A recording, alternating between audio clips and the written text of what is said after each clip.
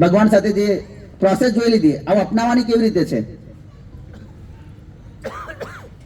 જો અપનાવવાની રીત બી સારી નહીં હોય તો એક્ઝામ્પલ આપ્યું તું ખબર છે ને, બે ભાઈ માતાને, એક ભાઈ દવાખાને લઈ ગયો, બીજો દવા આપી દીધી, દવા લઈને આવ્યો, નાના ભાઈને આપી દીધી કે આ દવા માતાને પવડાવી દેજો. હવે દવા આપીને ગતો રહ્યો, પેલો ભાઈ નોકરી ગતો રહ્યો, આ બાજુ પેલા ભાઈ દવા આપી દીધી બાને. હવે જયારે બપોરે પૂછ્યું કે ભાઈ દવા પવડાવી દીધી, તો કે હા. તો કહું કહેવાનું બોલું કે દવા હલાવીને પવડાવવાની હતી એમ. તો કે કઈ વાંધો નહીં, બાને જ હલાવી નાખીએ. અને એટલા બધા હલાવી નાખીએ બાદ છૂટી ગયા શરીરથી. એટલે આજે પ્રોસેસ જોઈશું કે કેવી રીતે આપણા જીવનની અંદર આ ભગવદ્ ગીતાનું વ્યવહારિક અમલ કેવી રીતે કરી શકીએ. તો આજે આપણે જોઈશું જ્ઞાન અને વિજ્ઞાન, એમાં શું અંતર છે. તો જ્ઞાન એટલે સૈદ્ધાંતિક જ્ઞાન અને વિજ્ઞાન એટલે અનુભૂતિયુક્ત જ્ઞાન. આપણે આ સિમ્પલ સ્કૂલમાં પ્રયોગ આવતા હતા ને, હે ને, પેલા રીત આવતી હતી, પછી એના પ્રયોગ કરવાના એના પ્રમાણે. આ એ છે જ્ઞાન અને વિજ્ઞાન. ભગવાન ભગવદ્ ગીતાની અંદર કે જ્ઞાનમ તેહમ સવિજ્ઞાનમ. આ જ્ઞાન એવું નથી કે વિજ્ઞાનમાં ઉતારવા જેવું છે. ખાલી બધા લોકો ને ભગવદ્ ગીતાનું જ્ઞાન છે, બરોબર છે, પણ વિજ્ઞાન છે એની અંદર, એ બદલાતું નથી. વિજ્ઞાન કોદાર બદલાય નહીં. જેવી રીતે આપણે જોઈએ છીએ સૂર્ય હંમેશા પૂર્વથી જ આવે છે, એ વિજ્ઞાન છે.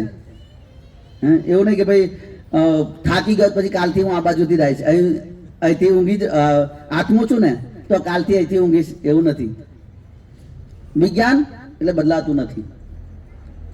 પણ આ ભૌતિક જગતનું જે વિજ્ઞાન છે, સાયન્ટિસ્ટ જે બતાવે છે બધા વિજ્ઞાનમાં, એ બધું હંમેશા બદલાતું રહે છે. પણ ભગવાનનું જે વિજ્ઞાન છે એ કોઈ દિવસ બદલાતું નથી. તો આજના જે દિવસ છે કૃષ્ણ ભક્તિ કા અભ્યાસ કરો. કેમ કૃષ્ણ ભક્તિનો અભ્યાસ કરવાનો? પછી કિસકી ભક્તિ કરવી चाहिए, કોની ભક્તિ કરવી જોઈએ? કૃષ્ણ ભક્તિની પ્રથમ સીડી શું છે, યા પગથિયું શું છે? ગીતાનો સાર શું છે? ઇસ્કોનનો ઉદ્દેશ શું છે? અને ઇસ્કોનની પ્રવૃત્તિઓ શું છે? કઈ કઈ પ્રવૃત્તિઓ ઇસ્કોન કરે છે? તો કૃષ્ણ ભક્તિનો અભ્યાસ કેમ કેમ ભક્તિનો અભ્યાસ કરવો જોઈએ? શું જરૂર છે? જો આપણે આ વસ્તુ સમજીશું નહીં જીવનની અંદર કે શું જરૂરિયાત છે, જ્યાં વ્યક્તિને જરૂરિયાત નહીં લાગતી એ વસ્તુ કરશે નહીં. જ્યારે કોઈ વ્યક્તિને જરૂરિયાત લાગે, જેવી રીતે આપણા બધાને હવાની જરૂરિયાત લાગે છે ને, થોડું એવું હોય તો નાક બંધ કરીને આપણે થોડાક સમય જોઈ લઈએ તો આપણને ખબર પડી જાય કે શું જરૂરિયાત છે આપણા જીવનમાં હવાની. અને વધારે તો કોકને આઈસીયુમાં રાખે અને જ્યારે બિલ ભરતા હોય ત્યારે એને ખબર પડે કે આ હવાની કેટલી જરૂરિયાત છે આપણા જીવનમાં. આ ભગવાને ફ્રીમાં આપી દીધી છે, આપણને કિંમત છે? આપણે રોજ લઈએ છે ને, પણ કેટલી કિંમત છે? જ્યારે કોઈ આઈસીયુમાં રાખે મિનિમમ 5 થી 10 હજાર રૂપિયા હશે. 15 કોરોના 15,000 હતા. હવે તમે વિચારો એક દિવસના 15,000 હોય, હવે 50 વર્ષ વ્યક્તિ જીવો એને ગણ નાખો, રોજના 15,000. જો ભગવાનને આપવાનું થાય તો આપી શકીએ આપણે કઈ? ભગવાન લેવા કે ભાઈ તમારું પેલું બાકી છે પૂરું કરજો ને. આપણે વેચી જઈએ તોય ના પૂરું થઈ શકે. કેમ કે એ આપ્યા પછી પણ લેવાના તો છે જ. આપણે એવું નહીં કે પૂરું થઈ ગયું, ચૂકતે થઈ ગયું, કે પછી હું ઓક્સિજન પર જ રહીશ, આવો ભગવાનનો નહીં લઉં એવું તો નહીં. તો એટલે આ સમજવું જોઈએ અભ્યાસ કેમ, શું જરૂરિયાત છે મારા જીવનની અંદર. આ ભાઈ જોઈ શકો તમે કેવો બેઠો છે. આપણે કદાચ આપણા ગામડામાં આવું કોઈ બેઠું હોય તો આપણને એવું એટલે શું છે, કોઈ નહીં તાર ઘરમાં, એવું કહીએ ને. બધા મરી ગયા છે કે તું આવો બેઠો છું, કહીએ છે ને. આવું માથે કોઈ હાથ મૂકીને બેસે તો મેં તો સાંભળેલું છે એટલે કહું છું. જેના ઘરમાં કોઈ આશરો ના હોય આવું બે વ્યક્તિ એમ. આ ભાઈ બહુ ચિંતાગ્રસ્ત છે. જ્યારે કોઈ વ્યક્તિ ચિંતાગ્રસ્ત હોય, ભય હોય, ત્યારે આવો બેસે. અને એની પાછળ જો લાલ બધું અગ્નિ લાગી રહી છે. આ અગ્નિ અલગ અલગ રૂપે આવે છે. ઇસ્કોનની અંદર સવારની અંદર પહેલી લાઈન જે છે આ દુનિયાનું વર્ણન કરે છે. સંસાર દાવા નલ લીડા લોક ત્રણાય કારુણ્ય ગણા ગણત્વમ. કે આ સંસાર કેવો છે? દાવાનલ. દાવાનલ સમજો છો ને? દાવાનલ એટલે દાવાનલ એટલે શું? હા, જંગલમાં લાગતી આગ. એ કોઈ લગાડવા જતું નથી, ઓટોમેટિક લાગે છે. એવી રીતે આપણા જીવનની અંદર પણ એવા કેટલા ઓટોમેટિક ચિંતાઓ આવતી જાય છે, હે ને? તો દાવાનલ છે. તો દાવાનલ અલગ અલગ રૂપે આવે છે. ઘણી વખતે વરસાદ રૂપે આવડે જ થોડા સમય પહેલા બધા ખેડૂતો, હે, પછી હુલ્લડ થાય, પછી અકસ્માત થાય છે, સુનામી આવે, હે, અલગ અલગ રીતે આપણે જોઈએ કે. અને આ વધારે જોવો હોય તો દવાખાને જતો રહેવાનું, મેડિકલમાં જતું રહેવાનું. કેવી રીતે આ દાવાનળ લાગે છે આપણા જીવનની અંદર? કેટલા બધા ડિપાર્ટમેન્ટ છે એની અંદર. તમે જુઓ કે મેડિકલની અંદર જુઓ તો કેટલા બધા ડિપાર્ટમેન્ટ. દાંતનો છે, નાકનો છે, કાનનો છે, હા, માથાનો છે, મગજનો છે, પગનો છે, હાથનો છે, બધાનો, પેટના છે. એની અંદર કેટલા બધા ડિપાર્ટમેન્ટ. તો આ સંસાર દાવાનલ છે. અહીં કંઈક ને કંઈક આપણા જીવનની અંદર દુઃખ આયા જ કરે છે. હા, પણ તોય આપણે કેમ કહીએ છીએ? કેમ છો? તો કે બહુ મજામાં. કોઈ પૂછે કેમ છો તો આપણે શું કહીએ છીએ? મજામાં. ખરેખર મજામાં છે આપણે? કેમ કે આ સ્થાન જ એવું નથી. જેને બનાવ્યું છે એ કહે છે કે આ સ્થાન કેવું છે. કેમ કે બનાવનારને ખબર હોય ને કે આ મેં કેવું બનાવ્યું છે. તો ભગવાન ભગવદ્ ગીતાના 8મા અધ્યાયના 15મા શ્લોકની અંદર કહે છે દુઃખાલયમ અશાશ્વતમ. દુઃખાલયમ જેવી રીતે પુસ્તકાલયમ, બરાબર? પુસ્તકાલયમાં શું હોય? પુસ્તકો. તો દુઃખાલયની અંદર શું હોય? દુઃખ જ. આપણે બધા કંઈક ને કંઈક રીતે આપણા જીવનની અંદર દુઃખ છે. કોઈ એવું નહીં કે હું દુઃખથી મુક્ત છે એવું કોઈ ના કહી શકે. કોઈ દુઃખ નથી મારા જીવનમાં એવું કોઈ કહી નહીં શકે. વારંવાર આવતા જ હોય છે કંઈક ને કંઈક દુઃખ આપણા જીવનની અંદર. તો કોમી હુલ્લડ છે, આ વરસાદ છે બધા, પછી આગ લાગવી, અલગ અલગ રીતે ટ્રેન વિસ્ફોટ, અલગ રોગ, ભૂખમરો છે, પછી ગોધરાકાંડ, કારગિલ યુદ્ધ, બધા યુદ્ધ ચાલતા જ હોય વચ્ચે આવડે પાકિસ્તાન જોડે. તો હંમેશા આવું થાય તો આપણે બધા ભયભીત થઈ જઈએ છીએ. તો આ અનેક પ્રકારે દુઃખ આપણે સહન કરીએ છીએ આ ભૌતિક જગતમાં. પણ તોય આપણે આ ભૌતિક જગતમાં એવું ઠીક છે, બરોબર છે, ચાલે, વાંધો નહીં, આ તો ચાલ્યા જ કરે. બુદ્ધિમાન વ્યક્તિ હોય એ વિચારે કે હું આમાંથી કેવી રીતે નીકળી શકું. હું નહીં ઈચ્છતો તો મારા જીવનમાં દુઃખ આવે છે કેમ? તમે ઈચ્છો છો કે આપણા જીવનમાં દુઃખ આવે? તમે બધા ઈચ્છો છો? કોઈ ઈચ્છો છો કે ભાઈ દુઃખ આવે વારંવાર? પણ તોય આવે છે.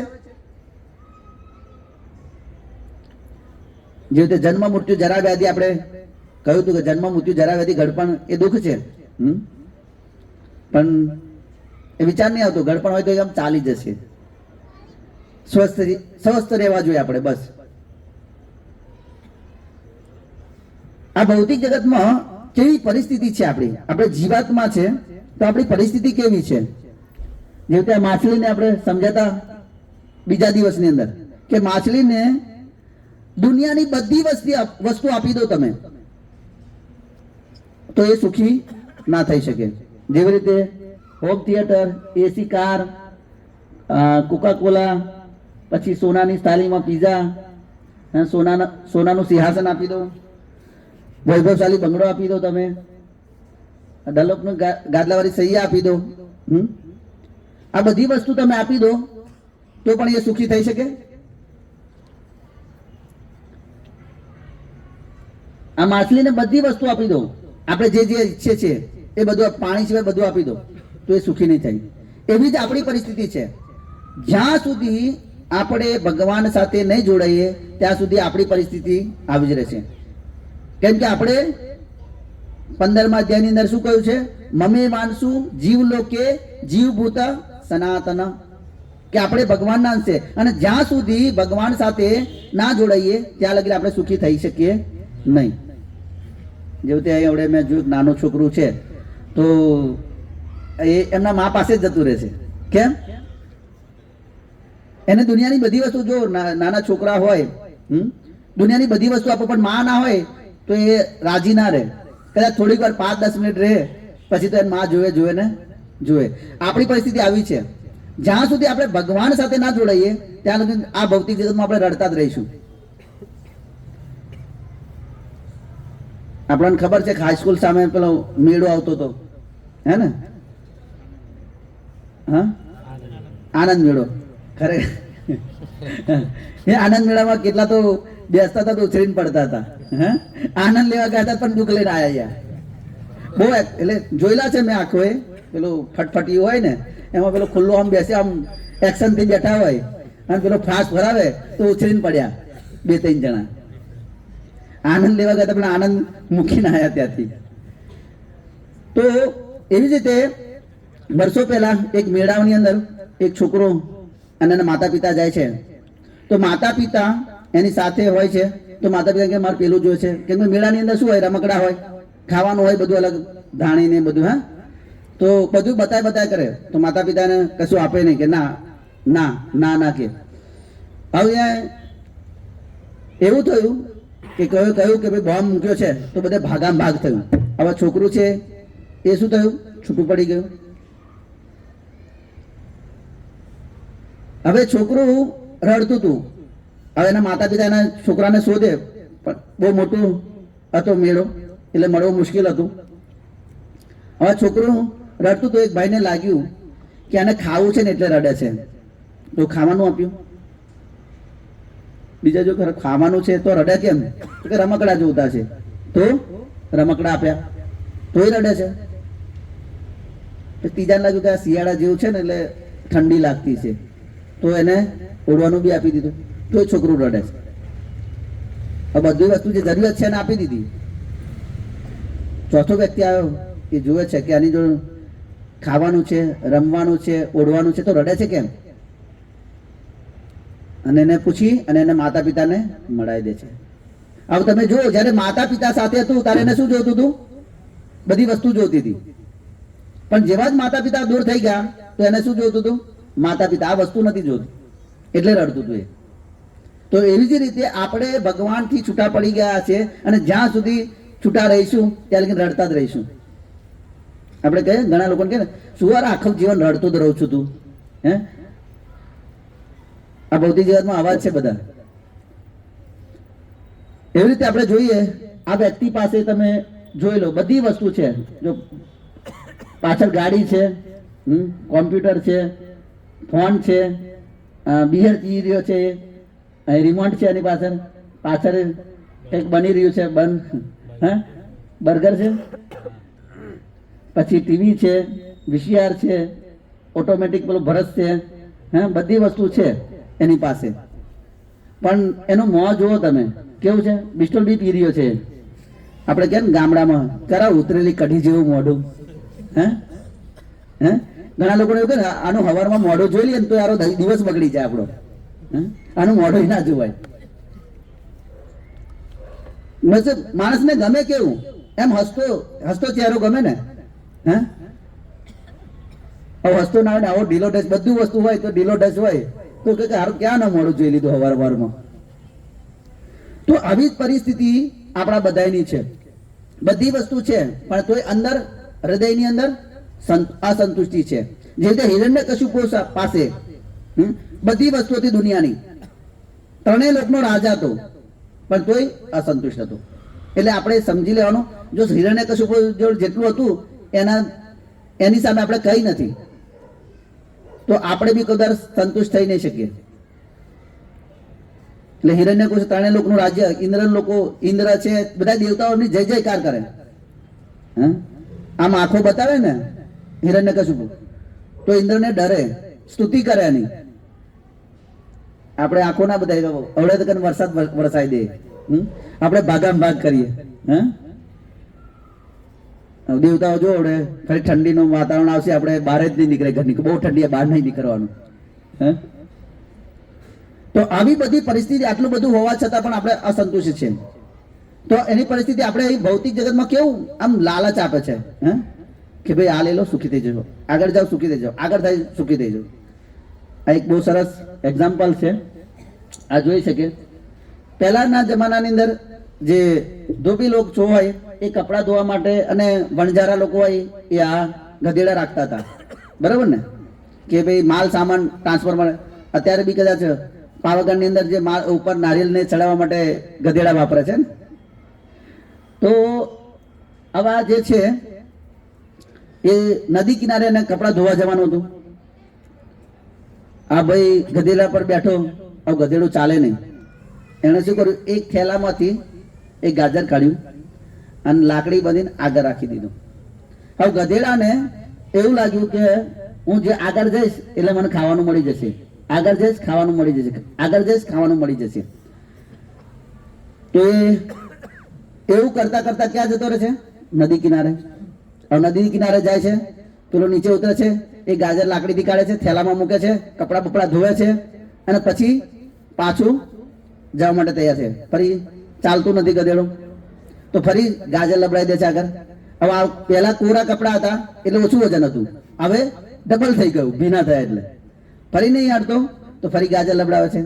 એવું કરતા કરતા ઘરે પહોંચી જાય છે.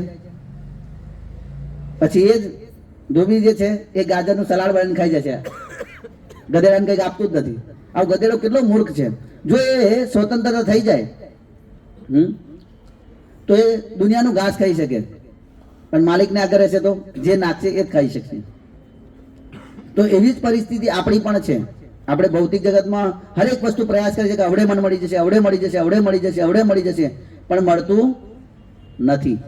અને મળી જાય છે તો બી એટલી સંતુષ્ટિ થતી નથી જે ધારી હતી આપણે. એનો એક સુંદર વિડીયો છે.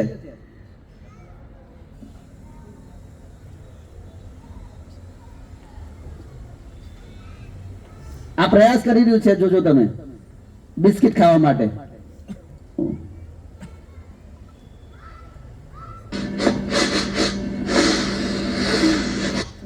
સુગંધ આવી એને કે ભાઈ અહીં કઈક છે.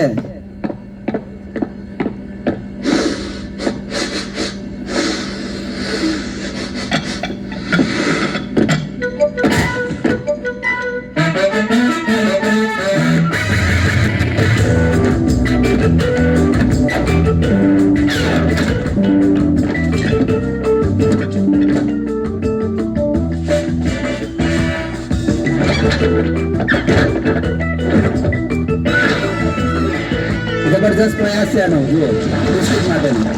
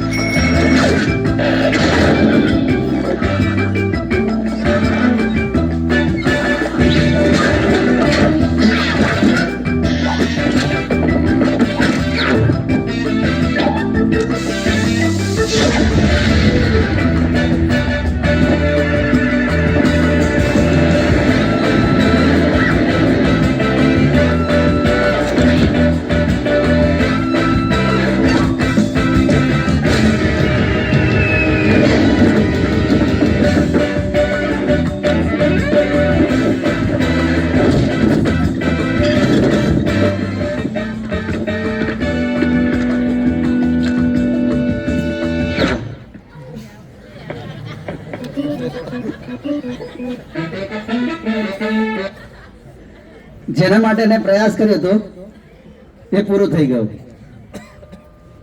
આટલું બધું એને પ્રયાસ કર્યો શાના માટે? કે બિસ્કિટ માટે, ખાવા માટે. અને જ્યારે હાથમાં આવ્યો ત્યારે મોઢાની અંદર કાચ ભરાઈ ગયો.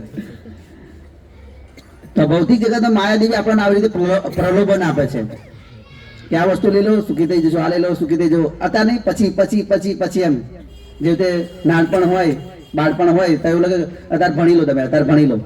પેલા શું કે છે આપણે કે 10મું પાસ કરી લે, હે 10મા પછી 12મું આવે, 12મું પાસ કરી લે, પછી કોલેજ. એવું કહે કે ત્યાં લગી પછી યુવાન થઈ જાય, પરણાવી દે એટલે પછી જવાબદારી આવી જાય.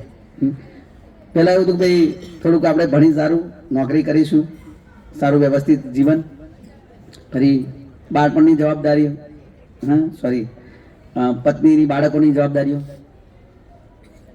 પછી એમને એમ કરતા એમના ભરણ પોષણ ને લગ્ન ને આ બધું કરતા કરતા ઘડપણ આવી જાય તોય સુખી વ્યક્તિ થાય નહીં. ઘણી વખત લોકોનું એવું યુવાનીની અંદર લોકો પ્લાનિંગ કરતા હોય કે આપણે ક્યારે સુખી થઈ જાય, ઘડપણ આવશે ત્યારે, કઈ કામ કરવાનું નહીં હોય. અત્યારે બધું એટલે LICમાં એવું રોકાણ કરે કે બેઠા બેઠા પછી કહીશું, ત્યારે આપણે સુખી થઈશું. એક વખત એવી રીતે વૃદ્ધો 4-5 વૃદ્ધો એવું પ્લાનિંગ કર્યું ભાઈ ચલો હવે આપણે ઘડપણ આવી ગયું તો હવે આનંદ કરીશું. તો એવી રીતે ગાર્ડનની અંદર ફરવા જાય છે તો ગાર્ડનની અંદર ઠોકર વાગે છે તો બીચણ જતું રહે છે. ડૉક્ટર પાસે જાય, મલમપટ્ટી બધું કરે છે, ઘરે આવે છે. ઘરે ઈચ્છા કરી કે ભાઈ સફરજન ખાવું. હવે જેવું સફરજન ખાવા ગયા તો એની અંદર બી દાંત અંદર જતા રહી. કેમ કે ઘડપણ આવે ને એટલે આપણો કંટ્રોલ જતો રહે. આપણે એવું માનીએ છીએ ને કે આપણો અત્યારે જે યુવાની અંદર જે કંટ્રોલ છે ને એ ઘડપણમાં કંટ્રોલ રહેતો નથી. તમે ઘણા લોકોને જોયું કે આ દુકાનો જે છે બેલેન્સ જતું રહે છે અને પછી અલગ કરે, હે જોયું છે તમે, કેમ કે કંટ્રોલ નહીં આપણો શરીર, અને દાંત બી એવા મજબૂત નહીં રહેતા તો દાંત અંદર જતા રહ્યા. અમારા એક ભક્ત છે હૃદયાનંદ પ્રભુ, તો એમના પિતાજી માટે એકવાર ત્યાં મંદિરે જ્યારે વિજયાદશમી હોય ત્યારે પેલા ફાફડા બનાવતા હતા. તો એ ફાફડા લઈ જાય છે ઘરે અને એમના પિતાજીને આપે છે. તો એ ફાફડા ખાતા હતા તો એ કે છે ફાફડા ખાતા ખાતા કે લે ભાઈ આના અંદર કોકરા આવ્યા છે, તું ક્યાંથી લાવ્યા ફાફડા એમ. તો એમને જોયું કે તમારું મોં ખોલો એમ, તો એમને જોયું કે એમના દાંત પડી ગયા હતા 2. ફાફડા એટલા તમે જોયે ફાફડા કે સ્મૂથ હોય ને એટલા બધા કોઈ કડક નહીં હોતા. કોઈ કડક વસ્તુ ભાગવાનું હોય તો બરોબર છે, પણ ખાતા ખાતા ખબર બી ના પડી કે એમના દાંત બી તૂટી ગયા એમ. તો આ ભૌતિક જગતમાં આપણે જે બી પ્રયાસ કરીએ છીએ સુખી થવા માટે એ નહીં હોતું. આપણે હંમેશા પ્રયાસ કરતા હોય છે કે આ વસ્તુ લઈએ સુખી થઈ જઈએ, પણ થતા નથી. આગળ છે આધ્યાત્મિક જગત. આવા દુઃખમય જગતમાં આપણે જોઈ લીધું કે યારું અહીં તો દુઃખ જ મળે છે, કે દુઃખાલય એમ છે એટલે દુઃખ જ મળવાનું છે. આપણે પરમેનન્ટ સુખી નહીં થાય. તો જો આપણી જોડે પૈસા હશે, સારું હેલ્થ હશે, બધા સંબંધ બી સારા છે, પણ જન્મ, મૃત્યુ, જરા અને વ્યાધિ એને તમે નહીં રોકી શકો. આપણે રોકવાનો તો બહુ પ્રયાસ કરીએ છીએ પણ રોકાતું છે નહીં. તો એવું એક જગત જે છે કે જ્યાં શાશ્વત જીવન છે, જ્યાં આનંદમય જીવન છે અને તે હંમેશા માટે છે, થોડા સમય માટે નથી. અહીં આપણે કહ્યું ને જીવશાને ફરે છે ગુમાનમાં, ગુમાનમાં તારે રહેવું ભાડાના મકાનમાં. આપણે બધા ભાડાના મકાનમાં રહી રહ્યા છે અને ભાડાનું મકાન ગમે ત્યારે ખાલી કરાવે ને માલિક. આ ભાડાનું મકાન છે અને જો પોતાનું હોય તો કોઈ ખાલી કરાવવાનું નથી. એટલે આ આપણે ભાડાના મકાનમાં રહી રહ્યા છે, આ શરીર એ ભાડાનું મકાન છે. પ્રકૃતિ જ્યારે ચાહે ત્યારે તમારું લઈ લે પાછું. એ નાનું યા મોટું કોઈ જોતું નથી, ના ગળપણ આવે. એટલે ભાડાના મકાનમાં રહી રહ્યા છે. તો આપણું એક શાશ્વત જગત જે છે ભગવાનનું ધામ, જ્યાં તમે હંમેશા માટે રહી શકો. કેવું છે શાશ્વત ઘર? અને આપણે ત્યાંના નિવાસી છે. ત્યાં વર્ણન છે, આ બ્રહ્માજી કે છે કે ત્યાં ચાલવું શું કેવું છે? નાચવા સમાન છે. આમ આપણે ઘણી વખત આમ બહુ આનંદમાં હોય ને તો ચાલતા ચાલતા નહીં જતા હોય, આમ નાસ્તા નાસ્તા જઈએ, હે ને? બહુ ખુશ કંઈક હોય કે એવા સમાચાર સાંભળી લીધા એવા હોય તો બહુ ખુશ થઈ જઈએ આપણે, કદાચ નાચવા બી મળીએ, હે ને? પછી ત્યાંનું પાણી જે છે એ અમૃત સમાન છે. હવે આપણે અમૃત તો જોયું નથી, બરાબર? એટલે ખાલી નામ સાંભળવાનું કે અમૃત જેવું છે એમ. પણ આપણે ઘણી વખત એવું કહીએ નારિયેળનું પાણી પીતા ને તો આવું કહે ને કે નારિયેળનું પાણી અમૃત જેવું છે. એટલે ભાઈ ક્યાં અમૃત ચાખ્યું છે? અમૃત તો એની આવે કેટલું ઊંચું છે, કેમ કે આપણને અનુભવ નહીં. અમૃત તો બહુ ઊંચું છે. પછી ત્યાંની જે જમીન છે ચિંતામણી છે, ત્યાંના વૃક્ષો છે કલ્પ વૃક્ષો છે, જે ઈચ્છો એ તમને મળી જાય. અને ત્યાં આપણા પોતાના મહેલો છે. ત્યાં કયું છે? લક્ષ્મી સહસ્ત્ર સંભ્રસેવ્યમાનમ ગોવિંદમાદિ પુરુષમ તમહમ ભજામી. તો એની અંદર કયું છે? ત્યાં સહસ્ત્ર લક્ષ્મીઓ છે ત્યાં ભગવાનના ધામની અંદર. અને ત્યાં આપણા મહેલો છે, એની અંદર તમે રહી શકો. એવું આપણું શાશ્વત ઘર છે ત્યાં. અને ત્યાં કેવું છે? આનંદમય છે, શાશ્વતમય છે અને ચિંતાથી મુક્ત છે. જેવી રીતે આપણે પેલા સિંગલ હોય બધા છોકરાઓ, એમને એવું લાગે કે આ મજા છે, લગ્ન કરે પછી લગ્ન કરે એટલે પછી એની ચિંતાઓ વધતી જાય, અને એમાં બાળક આવી જાય પછી વધારે ચિંતાઓ. હા, માતા પિતાને ચિંતા થાય. પણ ભગવાનનું જે ધામ જે છે એ પોતા આપણે કોના પર આશ્રિત છે? ભગવાન પર. તો એની બધાની ચિંતા કોણ લે લે છે? ભગવાન લે લે છે. તો અહીં ભૌતિક જગતની અંદર તમે જુઓ, ભગવાન ભગવદ્ ગીતાની અંદર કે છે યા તો તમે મારું ચિંતન કરો, યા તો, કેમ કે બે લોકો મરી રહ્યા છે. જો એક આપણને મૃત્યુ થાય તો ચિતા બાળી દે ને આપણને, ચિતા લગાવો કે ને, હરગાવો ભાઈ હરગાવો, ચિતા લગાડો. અને ચિંતા જે ચિતા જે છે એ મરેલા માણસને બારે છે, અને જે ચિંતા જે છે જીવતા માણસને, બે બારી દઉં છે. ઘણી વખત કહે ને આ કેમ હુકાઈ ગયો બહુ, તો કે ચિંતાથી હુકાઈ ગયો. આખા ગામની ચિંતા છે. તો ચિંતા જે છે એ જીવતા માણસને બારે છે. પણ ભગવાનના ધામમાં કોઈ ચિંતા નથી, એવું ધામ છે ભગવાનનું. તો ભગવાન કે છે, આ ભગવાનના ધામના વિશે વર્ણન છે. કેવું છે? ન તદ ભાષતે સૂર્યો ના શશાંકો ના પાવક યદ ગત્વા નિવર્ત તદ ધામ પરમ મમ वह मेरा परम धाम न तो सूर्य या चंद्र के द्वारा प्रकाशित होता है और न अग्नि या बिजली से. जो लोग वहां पहुंच जाते हैं वे इस भौतिक जगत में फिर से लौट कर नहीं आते. કોઈ ભગવાન કહે છે કે મારા ધામની અંદર ના સૂર્યની જરૂર છે, ના ચંદ્રની, ના અગ્નિની, ના વીજળીની. કોઈ ત્યાં પહોંચી જાય તો આ ભૌતિક જગતમાં પાછો આવતો નથી. એવું મારું પરમ ધામ છે. એક વખત હું આ શ્લોક પર લેક્ચર આપતો હતો, મેં છોકરાઓને પછી પૂછ્યું તો કે કોને જવું છે? કે એક છોકરો કે પ્રભુ મારે તો નહીં જવું. કેમ?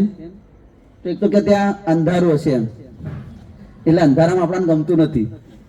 અને બીજું કે અગ્નિ નથી, એટલે ગરમ ગરમ ખાવાનું નહીં મળે, એટલે જવું નહીં ત્યાં. પણ ભગવાનના ધામમાં અગ્નિની જરૂર નથી. હા, જરૂર જ નથી એમ. ત્યાં તમને ગરમ મળી શકે. કલ્પવૃક્ષે તમે જે ઈચ્છા કરો એ મળી જાય, કરવાની જરૂર નથી. આપણે અહીં હવે તમારા માટે પ્રસાદ બનાવવો પડે, ત્યાં પ્રસાદ બનાવવાની જરૂર નથી, તમે ઈચ્છો એ મળી જાય તમને. તો ગરમ મળી શકે, ઈચ્છા કરો તો ગરમ, ગરમ જોઈએ છે ગરમ મળે, ઠંડુ જોઈએ તો ઠંડુ મળી જાય. એટલે એવું ધામ છે ભગવાન. અને એકવાર ત્યાં કોઈ જતો રહે તો આ ભૌતિક જગતમાં પાછો આવતો નથી. આ ભગવાનના સાથે આપણે સંબંધ બનાવી શકીએ. એક જો જશોદા માતા આ જે છે ગોપ બાલક સખા તરીકે આ વાત્સલ્ય ભાવ અને ગોપી ભાવ જે માધુર્ય ભાવ પ્રેમ ભાવ જે છે એના આધારે આ ત્રણ ભાવની અંદર ભગવાનના ધામની અંદર આપણે રહી શકીએ. ભગવાનનું જે ધામ જે છે એ સંપૂર્ણ શાશ્વત છે, જ્ઞાનમય છે અને આનંદમય છે. ભગવાન તો ભગવાનનું જે રૂપ છે એનાથી કે છે કંદર્પ કોટી કમનીય વિશેષ શોભા ગોવિંદમ આદિ પુરુષમ તમહમ ભજામી. કે ભગવાન જે છે એટલા સુંદર છે કે કરોડો કરોડો કામદેવ જે છે એમનાથી આકર્ષાય જાય. આપણે કોઈ જો એક સુંદર એવો સ્ત્રી યા પુરુષ, પુરુષ માટે સ્ત્રી અને સ્ત્રી માટે કોઈ પુરુષ એવો આવી જાય ભૌતિક જગતમાં, તો આપણે એમ સામાન્ય છે જે જન્મ મૃત્યુ જરાથી બનેલો છે, જેનો શાશ્વત આ બોડી નથી, એવા વ્યક્તિથી બી આપણે આકર્ષિત થઈ જઈએ છીએ, હે ને. એ કામદેવનો એક સિમ્પલ એમ અંશ કહેવાય. કામદેવ પૂરો નથી, પણ સ્વયં કામદેવ ભગવાનથી આકર્ષિત થઈ જાય છે. એવું ભગવાનનું ધામ છે અને ભગવાન એવા છે. तो कोई भी व्यक्ति भगवान की कृष्ण के साथ प्रेम और सेवा जागृत कर सकता है. આપણે કોઈ પણ વ્યક્તિ જે છે ભગવાન સાથે પ્રેમ અને સેવા જાગૃત કરી શકે છે. તો કેવી રીતે? તો આપણો એક પ્રશ્ન હતો કે કોની ભક્તિ કરવી જોઈએ. આ એક એક્ઝામ્પલ છે. આ વ્યક્તિ જે છે એ શાને પાણી પી રહ્યો છે? ડાળીઓને. અને આ વ્યક્તિ મૂળિયાને. તો ઝાડને તમારે ફલીભૂત રાખવું હોય, બરાબર છે, યા ફળ બળ આપે, માનો કે ચલો સમજી લો કે કેરીનું આંબો છે, આંબાનું ઝાડ હોય, તમે બધા ડાળીએ ડાળીએ પાણી પાવો. ડાળીએ પાણી પાવાનો એક ઉદ્દેશ કે ભાઈ આ ઝાડ મોટું થઈ જશે ને પછી કેરીઓ આપશે.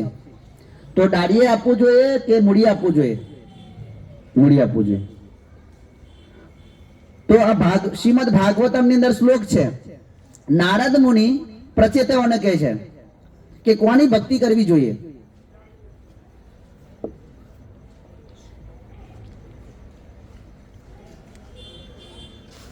કે છે યથા તરો મૂળ નિષેચન તુપ્યંતિ સ્કંદ ઉપશાખા प्राणो उपहारच यथेन्द्रियाणाम तथैव सर्वहरणम अच्युत तेजा. जिस तरह वृक्ष की जड़ों में पानी देने से तना शाखा तथा टहनियां शक्ति प्राप्त करती है और जिस तरह भोजन करने से शरीर की इंद्रिया तथा अंग प्राणवायु बनते हैं, उसी प्रकार भक्ति द्वारा भगवान श्री कृष्ण की पूजा करने से भगवान के ही अंग रूप सभी देवता प्रसन्न हो जाते हैं. જેવી રીતે આપણે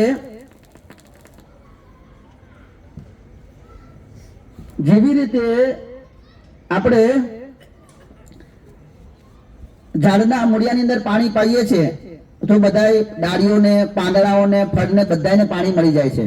એના માટે આપણે એવું નહીં કે ભાઈ હર પાંદડે પાણી પાવું પડે છે કે ડાળીએ પાવું પડે, નહીં. મૂળિયે તમે આપી દો તો બધાને મળી જાય.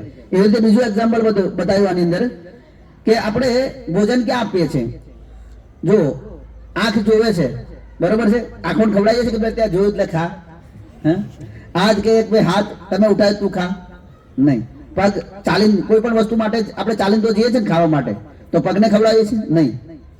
આપણે ક્યાં આપવું પડે? આ કાને બી સાંભળ્યું છે કે ભાઈ આ બહુ રસમલાઈ છે, તો રસમલાઈ બહુ જોરદાર છે. કાને કે સાંભળ્યું, કાનને થોડું ખવડાય છે કે કાનનું ત્યાં બી સાંભળ્યું તો નાખો કાનમાં. મોં દર આપણે ક્યાં આપીએ છીએ? પેટને આપીએ છીએ, ને. અને પેટને આપવાથી બધી ઇન્દ્રિયોની અંદર શક્તિ આવી જાય છે. તમે થોડા દિવસ ના ખાઓ તો આપણને ખબર પડી જાય. પેટને તમે ના આપો તો ખબર પડી જાય કે બધી ઇન્દ્રિયો કેવી થાય? શિથિલ થઈ જાય. આંખે બરોબર દેખાય. ઘણી વખત ને લોકો કેમ ત્યારે ઝરઝરીઓ આવે છે આંખોએ. ઘણા લોકો બીમાર થઈ જાય, અશક્તિ આવી જાય, ખાવાનું ઓછું થઈ જાય. પછી એવું થાય ને ઊભું થયું તો કઈ સહારો લેવો પડે, ખોરાક નહીં લેતા એટલા માટે. તો એવી રીતે જો આ મોં દ્વારા પેટને ખાવાનું આપી દેવામાં આવે તો બધા ઇન્દ્રિયોને મળી જાય છે, બધા હાથ પગ, નાકને, આંખોને, કાનને, પગને, હાથને બધાને મળી જાય છે। એવી જ રીતે કે છે उसी प्रकार भक्ति द्वारा भगवान श्री कृष्ण की पूजा करने से भगवान के ही अंग रूप सभी देवता प्रसन्न हो जाते हैं। घना लोगों ने प्रश्न થાય જે કહો કે કૃષ્ણની ભક્તિ કરો તો પ્રશ્ન થાય કે આ દેવતાઓ તો હું આટલા વર્ષોથી આ દેવી દેવતાની પૂજા કરું છું, શું શું થશે એમ। પણ અહીં કે છે, આ કોણ કે છે? નારદ મુનિ, કોઈ સામાન્ય નથી નારદ મુનિ। અને નારદ મુનિની જો સંધિ વિચ્છેદ કરીએ, ના રદ કે એકવાર એ અરજી લખી દે તો કોઈ દર એમની અરજી રદ થતી નથી, એવા નારદ મુનિ છે। અને નારદ મુનિ આ કોને કહે છે? પ્રચેતાઓને, જેમણે નારદ મુનિ મળ્યા છે, શિવજી મળ્યા છે અને ભગવાન વિષ્ણુ બી મળ્યા છે, એમને ઉપદેશ આપી રહ્યા છે કે તમે જો કૃષ્ણ, કેમ કે પહેલા સ્ટાર્ટમાં એ રાજાના પુત્ર છે, કેમ કે પહેલા રાજાના પુત્ર જે છે એ પોતાની શુદ્ધિકરણ માટે તપસ્યા માટે જતા હતા અને પછી રાજગાદી સંભાળતા હતા। હવે 10,000 વર્ષ પાણીમાં તપસ્યા કરવા જાય છે તો પહેલા નારદ મુનિ મળી જાય। નારદ મુનિ એમને કૃષ્ણની શિક્ષા આપે છે, ફરી શિવજી મળે છે અને શિવજી બી એક રુદ્ર ગીત ગાય છે। એ કોની ભક્તિ કરો? વિષ્ણુ યા કૃષ્ણની ભક્તિ વિશે માર્ગદર્શન આપે છે અને એમને 10,000 વર્ષ લગીને પાણીની અંદર તપસ્યા કરી। કેટલા વર્ષ? 10,000 વર્ષ। અને જ્યારે બહાર ગયા નીકળ્યા એમને ભગવાન વિષ્ણુની પ્રાપ્તિ થઈ અને વિષ્ણુ એમનાથી પ્રસન્ન થયા કે તમારો બધાનું જે એકતા જે છે એનાથી બહુ પ્રસન્ન છું। હવે નારદ મુનિ અહીં કહી રહ્યા છે, નારદ મુનિ બધા દેવી દેવતાનું બધાનું ખબર છે, હે ને, કે આ લોકોની પરિસ્થિતિ શું છે। અને એમને શું કહ્યું કે માત્ર કૃષ્ણની પૂજા કરવાથી બધા દેવી દેવતાઓ સંતુષ્ટ થઈ જાય। કોઈ એવું નહીં કે અરે અમને ખોટું લાગી જશે, કોઈને ખોટું નહીં લાગે, એ કે બધાના ભગવાનના અંગત છે એટલા માટે। આગળ, अगर हम शास्त्र के मार्गदर्शन में भक्ति नहीं करते तो क्या होता? આપણે શાસ્ત્રના અનુસાર જો ભક્તિ ના કરીએ તો શું થાય? તો ભગવાન ભગવદ ગીતાના 16મા અધ્યાયના 23મા શ્લોકની અંદર કહે છે, ય શાસ્ત્રમ વિધિમ ઉસુર્જ વર્તતે કામकारत न सिद्धिम अवाप्नोति न सुखम न पराम गति। जो शास्त्रों के आदेशों की अवहेलना करता है और मन माने ढंग से कार्य करता है उसे न तो सिद्धि न सुख न ही परम गति प्राप्ति हो पाती है। तो कोई व्यक्ति શાસ્ત્રોની આદેશો અનુસાર ભક્તિ નથી કરતો અને પોતાના મનમાં આવે એ રીતે ભક્તિ કરે છે અને શાસ્ત્રોની અવહેલના કરે છે કે ભાઈ મારે શાસ્ત્રો બાત્રો હું કઈ માનતો નથી, માન નહીં જરૂર, કઈ માનતો નથી, અને પોતાના મનમાં આવે રીતે ઢંગ, પોતાના મનમાં ઢંગ આવે રીતે કરે છે તો કે છે તો એક તો સિદ્ધિ નહીં મળતી। અહીં ભૌતિક જગતની અંદર આપણે સિદ્ધિ કદાચ અલગ અલગ માનતા કે ભાઈ આ ડિગ્રી પ્રાપ્ત કરી સિદ્ધિ પ્રાપ્ત કરી લે, વિદેશની અંદર જઈને કઈ મેડલ પ્રાપ્ત કરી લે એવું લાગે એને બહુ મોટી સિદ્ધિ પ્રાપ્ત કરી લીધી। એ સિદ્ધિ કેટલા લગીને આનંદ આપે? જે દિવસે એને આપતા હોય એ દિવસ જ, અને જ્યાં આપી દીધી બધા જોઈ લીધું પછી એ આનંદ નહીં આપતી। પણ સિદ્ધિ જે છે, ખરેખર સિદ્ધિ શું છે? ભગવાનને પ્રાપ્ત કરવા, ભગવાનને પ્રાપ્ત કરવા એ સિદ્ધિ છે। પછી કે છે ન સુખમ નહીં પરમ ગતિ, તો સુખ નથી મળતું જો શાસ્ત્ર અનુસાર ભક્તિ નહીં કરતા, તો સુખ નથી મળતું। અને આપણે અહીં કોઈ શાસ્ત્ર અનુસાર ભક્તિ કરતું જ નથી ખાસ કરીને, અને કરતું હશે તો ભાઈ એમાં ભાઈ મિલાવટ હશે, જેવું તે પેલા ઘી જેવું મનમાં આવે થોડુંક નાખવાનું અંદર, શુદ્ધ કરવાનું જ નહીં। પછી પરમ ગતિ, ભગવાનનું ધામ નહીં પ્રાપ્ત થતું એને। આપણે લોકો મરી જાય લાગે ને ધામ વાસી થઈ ગયા, કયા ધામના વાસી થયા તો એ ભાઈને જ ખબર છે કયા ધામના વાસી થયા। પેલું ભજન વૈકુંઠમાં બાંધી ઝૂંપડી, એવું કઈ ભજન હતું ને। તો હવે જો કોઈ શાસ્ત્ર અનુસાર ભક્તિ ના કરે તો એને મળવાનું તો છે નહીં, તો શું થશે? એની પરમ ગતિ તો થવાની નથી। એટલે ફરી પુનરપી, શંકરાચાર્ય કે છે પુનરપી જનનમ પુનરપી મરણમ પુનરપી જનની જઠરે શયનમ, કે વારંવાર માના ગર્ભની અંદર રહેવું પડશે, વારંવાર એનું ગળપણ આવશે, રોગ આવશે અને મૃત્યુ થશે. તો એટલે શાસ્ત્ર અનુસાર ભક્તિ કરવી જોઈએ, તો સિદ્ધિ પ્રાપ્ત થાય, સુખ મળે અને પરમ ગતિ પ્રાપ્ત થાય. પછી કે અગર हम शास्त्र के मार्गदर्शन भक्ति करते हैं तो क्या होता है, જો આપણે શાસ્ત્ર અનુસાર ભક્તિ કરીએ તો શું થાય? તસ્મા શાસ્ત્ર પ્રમાણમ તે કાર્ય અકાર્ય વ્યવસ્થિતો જ્ઞાત્વા શાસ્ત્ર विधोनुक्ता कर्म कर्तुम अर्हसि. अतः मनुष्य को यह जानना चाहिए कि शास्त्रों के विधान के अनुसार क्या कर्तव्य है और क्या अकर्तव्य है. उसे ऐसी विधि विधानों का जानकर कर्म करना चाहिए जिससे वह क्रमशः ऊपर उठ सके. એટલે માણસે જાણવું જોઈએ કે શાસ્ત્રમાં શું વિધાન છે, શું કરવું જોઈએ અને શું ના કરવું જોઈએ, શું કર્તવ્ય છે, અને એના અનુસાર કર્મ કરવા જોઈએ, જેનાથી ક્રમશઃ એ ઉપર ઉઠી શકે, ઉચ્ચ લોકમાં જઈ શકે. ઘણા કહે ને કે ક્યાં જવાના, તો કે ઉપર જવાના, પણ ઉપર ક્યાં જાય તો એમને જ ખબર, એમની વ્યવસ્થા જ્યાં કરી છે. તો એટલે આપણે જાણવું જોઈએ. તો કૃષ્ણ ભક્તિનો અભ્યાસ, એની પ્રથમ સીડી શું છે? તો કે છે એસોસિએશન, સંઘ. આપણે સંઘ તેવો રંગ, હે ને? જેવો સંઘ કરીશું એવો આપણો રંગ આવશે. પીવા વાળા જો રહેતા હોય તો કદાચ પહેલા પીતા ના હોય, પણ પછી ધીરે ધીરે શું થાય? પીતા થાય. પછી કેમ કે મારે નતો પીવો ને મને પાયો, હે? તો સંઘ બહુ મહત્વપૂર્ણ છે. જેમણે બી ભક્તોનો સંગ કર્યો, સાધુઓનો સંગ કર્યો, એમનું જીવન પરિવર્તન થઈ ગયું, સુખમય થઈ ગયું. જેવી રીતે નારદ મુનિ, જે વાલ્ય લૂંટારો હતો, જે આપણે વાલ્મીકી ઋષિ જે છે એ પહેલાના જન્મોની અંદર શું હતા? લૂંટારા હતા. પણ માત્ર નારદ મુનિનો સંગ થયો એમને, અને એમનું જીવન પરિવર્તન થઈ ગયું. એટલે ચૈતન્ય ચરિતામૃતને કહ્યું, સાધુ સંગ સર્વશાસ્ત્ર કઈ લવ માત્ર સાધુ સંગ સર્વ સિદ્ધિ હોય. કે જો સાધુનો સંગ કરવામાં આવે, બધા શાસ્ત્રો કે છે સાધુ સંગ સાધુ સંગ સાધુ સંગ, સાધુનો સંગ કરવો જોઈએ, સાધુનો સંગ કરવો જોઈએ, સાધુનો સંગ કરવો જોઈએ. અને સાધુના સંગથી શું થશે? તો કે સર્વ સિદ્ધિ હોય, કે સર્વ સિદ્ધિ પ્રાપ્ત થઈ શકે. એટલા માટે ભક્તોની, જેવી રીતે ધ્રુવ મહારાજને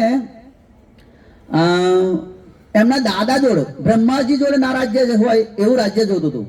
એમાં નારદ મુનિ મળી ગયા એમને, અને એમને રસ્તો બતાવી દીધો કે આ વસ્તુ તો કોણ માત્ર આપી શકે તમને.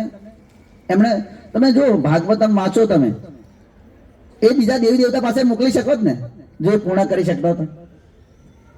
પણ એમને કોનું આરાધના કરવાની કહી? એમને કયો મંત્રનો જપ કર્યો કદાચ ખબર છે? ઓમ નમો ભગવતે વાસુદેવાય. અને વાસુદેવ કોણ છે? વસુદેવના પુત્ર વાસુદેવ, ભગવાન કૃષ્ણ. ભગવાનનો જપ કર્યો, બીજો કોઈ નહીં. એટલે શાસ્ત્ર પ્રમાણ બી જપ બી શાસ્ત્ર પ્રમાણ કરવો જોઈએ. અને એ સતયુગનો મંત્ર હતો, પણ કળિયુગની અંદર આપણે કાલે જોયું કયો મંત્ર કરવો જોઈએ. એટલે સાધુ સંગ, જીવનને સફળ બનાવવું હોય, ભાગવતમના પહેલા સ્કંદની અંદર કહ્યું છે કે જન્મ લાભ પરંસ્મૃત અંતે નારાયણ સ્મૃતિ. કે જન્મની સફળતા શું છે? કે અંતે ભગવાનનું નામનું સ્મરણ થાય.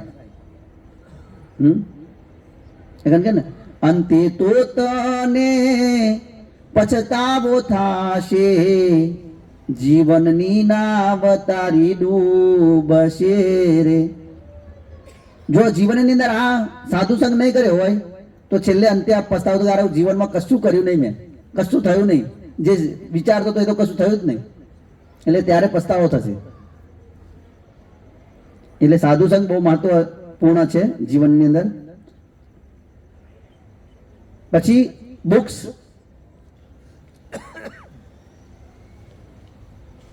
ભગવદ્ ગીતા અને ભાગવતમ, એવી અલગ અલગ. સી મીન્સ કે ચેન્ટિંગ, ભગવાનના નામનો મંત્રનો જપ. અને ડી મીન્સ કે ડાઇટ, ભોજન પ્રસાદ, જમવાનું. તો બી મીન્સ કે બુક્સ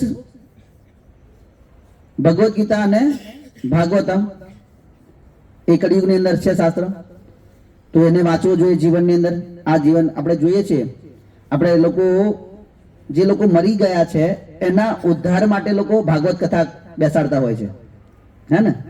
હવે જો તમે જો મરેલાનું કલ્યાણ કરી શકતી હોય ભાગવતમ, તો જીવતાનું શું થાય? થઈ જ જાય કલ્યાણ, હે. એટલે આ ભાગવતમ બસાવવું જોઈએ. અને ભાગવતમ જે છે એ ભગવાનનું શબ્દ રૂપ છે. જ્યારે ભગવાન પોતાના ધામની અંદર ગયા તો એ ભાગવતમ છોડીને ગયા. ભગવદ્ ગીતા જે છે એ ભગવાનની વાણી છે, બરાબર. અને એક મેગેઝિન દર મહિને આવે છે ભગવત દર્શન કરીને, તો આ બી વાંચી શકીએ આપણે. મુખ્ય ઇસ્કોનની અંદર ભગવદ્ ગીતા, ભાગવતમ, ચૈતન્ય ચરિતામૃત, ભક્તિ રસામૃત સિંધુ અને આ ભગવત દર્શન. ભગવત દર્શન દર મહિને આવે છે, એ બી કોઈ બંધાઈ શકે. પછી સી મીન્સ કે ચેન્ટિંગ. તો આજે આપણે ગીતાનો સાર જોઈશું. ગીતાનો સાર એ નથી જો હુઆ અચ્છા હુઆ, જો હોગા અચ્છા હોગા. ગીતાનો સાર આ છે: મન મના ભવ મદ ભક્તો મધ્યાજી મા નમસ્કુરુ મામે વિશે સત્યમ તે प्रतिजाने प्रियोसी में सदैव मेरा चिंतन करो, मेरे भक्त बनो, मेरी पूजा करो, मुझे नमस्कार करो, इस प्रकार तुम निश्चित रूप से मेरे पास आओगे. मैं तुम्हें वचन देता हूं क्योंकि तुम मेरे परम प्रिय मित्र हो. अब वचन क्यारे कोઈને આપી શકાય? આપણાની અંદર હિંમત હોય, આપણે એ વચનને પૂરું કરી શકતા હોય તો કોઈને વચન અપાય, હે ને. આપણે સાક્ષીમાં ક્યારે કે કોઈ કોઈના સાક્ષીમાં ક્યારે ને કે ભાઈ હા આ ના કરે તો આપણે કરી શકીએ, વાત છે, સમર્થ છે, તો સાક્ષી બી રહીએ. તો વચન, અહીં ભગવાન વચન આપે છે. હવે ગીતાનો સાર કેવી રીતે ખબર પડે કે ગીતાનો સાર છે? તો ભગવાન ભગવદ્ ગીતાના 64મા શ્લોકની અંદર કહે છે, શું કે છે? સર્વ ગુહ્ય તમામ. આ કયું જ્ઞાન આપી રહ્યો છો તને? સર્વ ગુહ્ય તમામ ભૂય સુણુ મેં પરમ વચ इष्ट असि में दृढ़ मिति ततो वक्ष्यामि ते हितम. चूंकि तुम मेरे अत्यंत प्रिय मित्र हो, अतः मैं तुम्हें अपना परम आदेश जो सर्वाधिक गुह्य ज्ञान है बता रहा हूं, उसे अपने हित के लिए सुनो. अब एक तो कहूं कि કેમ સાંભળતું મારું એમ. અહીં ભગવાન કહ્યું સર્વ ગુહ્યતમમ ભૂય સુણું. હું તને જે જ્ઞાન આપ્યું સર્વ ગુહ્યતમ જ્ઞાન આપી રહ્યો છું અને તું સાંભળ. અને કેવું હું કહીશ? પરમ વચન. હું પરમ વચન કહીશ એની અંદર. અને શું કે છે?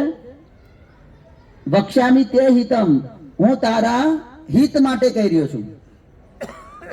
એટલે અર્જુનના એકલા હિત માટે ને આપણા હિત માટે બી કહી રહ્યા છે ભગવાન. હવે કોઈ મિત્ર હોય તો મિત્રને સ્વાભાવિક છે, સાચા મિત્ર, એ તો બધા મિત્ર કેવા છે આપણને ખબર જ છે. આપણે હે જ્યાં લગીન પૈસા હોય ત્યાં લગીન આપણા બધા મિત્રો હોય. આપણે ગુજરાતી પેલું કે ને નાણા વગરનો નાથિયો નાણે નાથા લાલ, હે ને. નાણા વગરનો નાથિયો થઈ જાય પણ જો નાણા હોય તો નાથા લાલ થઈ જાય, હે. તો ભગવાન હિત માટે કહી રહ્યા છે. અને કોને કહી રહ્યા છે? અહીં શું કહે છે? અત્યંત પ્રિય મિત્ર હું. તું મારો અત્યંત પ્રિય મિત્ર છું એટલે હું તને જ્ઞાન આપી રહ્યો છું. અને આ મારો આદેશ છે. અને કેવો આદેશ છે? સર્વાધિક ગુહ્ય જ્ઞાન છે. સર્વાધિક શ્રેષ્ઠ. કેમ કે ભગવાન પહેલા ગુહ્ય, ગુહ્યતમ, ગુહ્યતરમ અને ગુહ્યતમમ. ગુહ્ય આત્મા વિશે, ગુહ્યતર પરમાત્મા વિશે, અને ગુહ્યતમ ભગવાન વિશે. અને આ જે ગુહ્યતમમ જે છે એમના જે આદેશ જે છે એ સર્વશ્રેષ્ઠ જે આદેશ છે એ બતાવી રહ્યા છે ભગવાન. તો આ ગીતાનો સાર છે. ગીતાનો સાર એ નથી કે જો હુઆ અચ્છા હુઆ. આ ગીતાનો સાર છે. શું કે છે? સદૈવ મેરા ચિંતન કરો. સદૈવ ચિંતન કરવા માટે આપણે કંઈક હોવું જોઈએ હાથમાં. કારણ ચિંતન તો આપણને ખબર જ છે. આપણે શું વધારે અહીં બેઠા છે તો અહીં સાંભળીએ છે ને ભગવાન કે મારું ચિંતન કરો તો આપણે ઘરનું કરતા હોય, હે. એકન કાલનો વિચાર તો કાલ શું કરીશું, અત્યારે અહીં પૂરું થઈ ગયા પછી હે. એટલે ભગવાન કહે છે મેરા ચિંતન કરો, ફરી શું કહે છે મેરે ભક્ત બનો. ફર્સ્ટ કહે છે ભગવાન, બીજા કોઈના નહીં, મેરે ભક્ત બનો, મારા ભક્ત બનો. તમે કોઈ શાસ્ત્ર બી વાંચી લો, એવું કોઈ આમ ઠોસ સાથે નહીં કે મારા જ ભક્ત બનો, એવું કોઈ નહીં કે. માત્ર કૃષ્ણ જ કહે છે. તમે ગમે તેટલા પુસ્તક વાંચી લો, કોઈ બી શાસ્ત્ર. ભગવાને મેં લાસ્ટમાં કહ્યું સર્વ ધર્માન પરિત્યજ્ય મામ એકમ શરણમ ભજ. કાલે જોયું ને એકમ નો મતલબ એક. તો શું કહે છે મેરે ભક્ત બનો, મેરી પૂજા કરો, મારી પૂજા કરો, બીજું કોઈ કરવાની જરૂર નથી. બીજા આપણે બીજું કોઈ કરવાની જરૂર નથી. ભગવાન કે મારી પૂજા કરો. પછી શું કહે છે મુજે નમસ્કાર કરો. નમસ્કાર કરો, નમસ્કાર એક ભક્તિનું અંગ છે ભગવાનને. તો શું કહે છે इस प्रकार तुम निश्चित रूप से मेरे पास आओगे. જો આટલું કરશો તો ભગવાન કે મારી પાસે તમે આવી જશો. અને હું કહે છે વચન આપું છું. જ્યારે કોઈ વચન ક્યારે આપે, જ્યારે એવી શક્તિ હોય ત્યારે, નહીતર તો કોઈ આપી ના શકે. એટલે પદ્મા પુરાણની અંદર શિવજી કે છે મુક્તિદાતા સર્વેશામ ન સંશય. શિવજી શું કે છે મુક્તિદાતા સર્વેશામ વિષ્ણુના સંશય, કે મુક્તિ તો માત્ર કૃષ્ણ અને વિષ્ણુ જ આપી શકે, એમાં કોઈ સંશય નથી. શિવજી ખુદ કહે છે. એટલે ભગવાને વચન આપી રહ્યા છે. અને કેમ કે તમે મારા પ્રિય મિત્ર છો. તો મનમનાની અંદર શું કરવાનું છે ભગવાનના નામની માળા. હવે આ આપણે નવું નહીં કરવાનું, પેલા લોકો કરી જ ગયા છે. જેવી રીતે બ્રહ્માજી ગાય છે બ્રહ્મા બોલે ચતુર્મુખે કૃષ્ણ કૃષ્ણ હરે હરે, મહાદેવ બોલે પંચમુખે રામ રામ હરે હરે. એટલે આપણું અમારું નથી. અને કાલે આપણે શ્લોક બી જોયો કલિસંત્ર ઉપનિષદ ની અંદર બ્રહ્માજી નારદ મુનિ ની અંદર કહે છે. હવે જયારે આપણે માળા કરીએ તો આપણે ભગવાનનું થોડું ધ્યાન આવે. આપણે એમ ઘણા લોકો હોય ને કે બધા આખો દિવસ લઈએ છે, આખો દિવસ લઈ જ ના શકે. કેમ કે જ્યાં લગી વ્યક્તિની અંદર ભૌતિક ઈચ્છાઓ જે છે એ એને નામ લેવા દે નહીં. થોડું કદાચ લેતા હોય 5-10 મિનિટ, પછી એનું પાછું જેની જે યોજનાઓ છે એ ચાલુ થઈ જાય, હે ને. એટલે ભગવાન કે છે ભગવાનનું સ્મરણ કરવા માટે પ્રેક્ટિસ શું છે માળાથી કરવું જોઈએ. પછી કે છે કેમ માળાથી કરવી જોઈએ એ બી વર્ણન છે. કળિયુગની અંદર ગૃહસ્થોને રોજના 5 યજ્ઞ કરવા જોઈએ. કેટલા? 5 યજ્ઞ. કોઈ કરે છે આમાંથી? સાચી વાત ને? બ્રાહ્મણ તમે 5 યજ્ઞ કરવા જોઈએ, બરોબર. પણ અત્યારે સમર્થ નથી બધા કે કરી શકે. તો ભગવાન ભગવત ગીતાની અંદર કે છે યજ્ઞાનામ જપો યજ્ઞસ્મ્યહમ, કે સમસ્ત યજ્ઞોમાં પવિત્ર નામનું કીર્તન જપ છે. અને આ જપ તમે બધે કરી શકો, ટ્રેનમાં હોય, ઘરમાં હોય, બધે. ગાડીમાં હોય તો તમે યજ્ઞ કરી શકો. આ ભગવદ ગીતાના 10મા અધ્યાયનો 25મો શ્લોક છે, વાંચજો તમે. તો યજ્ઞાનામ જપો યજ્ઞસ્મિ, કે બધા સમસ્ત યજ્ઞોની અંદર ભગવાનના નામનું કીર્તન કરવું એક યજ્ઞ છે. અને તમે કોઈ બી યજ્ઞ કરાવો તો એની અંદર લાસ્ટમાં કહીએ છે ને કે કઈ તૂટી ફૂટી રહી ગઈ હોય તો એને પૂર્ણ કરવા માટે ભગવાનના નામનું કીર્તન, બરોબર. તો ભગવાનના નામનું કીર્તન કરવું, ભગવાનના નામનો જપ કરવો એ યજ્ઞ છે. અને ભગવદ ગીતાના 4થા અધ્યાયના 31મા શ્લોકની અંદર ભગવાન કહે છે નાયમ લોકો અસત્ય અજ્ઞસ્ય કૃતો અન્ય कुरुस्तम. तो के हे कुरुश्रेष्ठ, जब यज्ञ के बिना मनुष्य इस लोक में या इस जीवन में सुखपूर्वक नहीं रह सकता तो फिर अगले जन्म में कैसे रह सकेगा. શું કે છે? યજ્ઞ વિના મનુષ્ય આ લોકમાં અને આ જીવનમાં કદાપી સુખપૂર્વક નહીં રહી શકતો, તો કે પછી બીજા જન્મમાં કેવી રીતે રહી શકે. તો એટલા માટે ભગવાનના નામનો જપ કરવો જોઈએ. પછી ભવમત ભક્તો, ભગવાનના નામનો, ભગવાનના ભક્ત બનવું. ભગવાનના ભક્ત બનવા બહુ અઘરું નથી. ભગવાનના નામનું કીર્તન કરવાનું છે, ભગવાનને પ્રસન્ન કરવાનું છે, રીડિંગ કરવાનું, હિયરિંગ કરવાનું છે. પછી આગળ કે છે મધ્યાજી મામ, કે મેરી પૂજા કરો, બીજા કોઈની કરવાની જરૂર નથી. મારી થઈ ગઈ તો બધા જે તે ઝાડના મૂળમાં પાણી આપી દીધું. નારદ મુનિ કહ્યું કે ભાઈ ઝાડમાં મૂળમાં પાણી આપી દો તો બધાને મળી જાય. એવી રીતે કૃષ્ણની પૂજા કરશો તો બધા દેવી દેવતા સંતુષ્ટ થઈ જશે. પછી મામ નમસ્કુરુ, મુજે પ્રણામ કરો. આ પુરુષો માટે આવા સાષ્ટાંગ પ્રણામ છે ભગવાનને, અને માતાઓ માટે પંચાંગ પ્રણામ છે. આ જે નમસ્કુરુ જે છે એનું વિજ્ઞાન છે. આવું તમે આપણે કદાચ ખબર નહીં, આવું નવા વર્ષોની અંદર બી જેવું આપણે કે બેસતું વર્ષ પહેલા જે નાના હોય મોટા લોકોને પ્રણામ કરતા નહીં કરતા ખબર નહીં. હા, પણ એટલે જ્યારે કોઈ પ્રણામ કરે તો શું મળે ને? આશીર્વાદ. બરાબર. કોઈ યુવાન છોકરો હોય અને કોઈ ગયડા ને પ્રણામ કરે તો શું આશીર્વાદ? 100 વર્ષનો થાય. હા, બા તમે જે ઉંમર કાઢીએ મારી શું કરવા લાવો છો? તમારી પરિસ્થિતિ મારી શું કરવા થાય? હે ને? એવું વિચારે ને કે ગડપણ આવે એટલે બધા દુઃખ ચાલુ થઈ જાય. જે તે પેલું ભજન છે ને, ગડપણિયા ગડપણ ક્યાંથી આયુ ગડપણ, જુવાની તો જતી રહી આ ગડપણ. ગડપણિયા ગડપણ, આંખે દેખાય નહીં, કાને સંભળાય નહીં, પગે ચાલાય નહીં, મંદિરે જવાય નહીં, દાઢી તો ડગ ડગ થાય આ ગડપણ. ગડપણિયા ગડપણ ક્યાંથી આયુ ગડપણ, કે ગડપણમાં આવે એટલે બધી વ્યાધિઓ ચાલુ થઈ જાય. આપણે જે કરવું ને થાય જ નહીં. એટલે નમસ્કારની અંદર, પ્રણામ કરવાની અંદર સાયન્સ છે, આશીર્વાદ મળે. તો આ પ્રણામ કરવાનું પુરાણની અંદર વર્ણન છે કે ભગવાનને એક પ્રણામ કરવાથી 10,000 અશ્વમેઘ યજ્ઞનું ફળ મળી જાય. કેટલું? તમે કદાચ અમને અમારા ભક્તોને જોતા છે, અહીંયા આવે પ્રણામ કરે ભગવાનને, કોઈ યજ્ઞ કરવાની જરૂર નહીં. પ્રણામ કરી લીધું, 10,000 અશ્વમેઘ યજ્ઞનું ફળ મળી ગયું. અને અમે જેટલી વાર મંદિરમાં જઈએ એટલી વાર ભગવાનને પ્રણામ કરી. અમારે બીજું કોઈ બીજા કોઈ કાર્ય, કોઈ યજ્ઞ કરવાની જરૂર નહીં.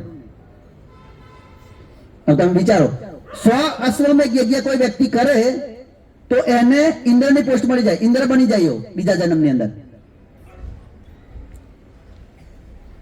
પણ જો ભગવાનને એક પ્રણામ કરવાથી એ 100 અશ્વમેઘ યજ્ઞ કરેલા ઇન્દ્ર બની જાય, પછી બીજા જન્મમાં તો ઇન્દ્રની પોસ્ટ ખાલી કરવી પડે એને પાછું.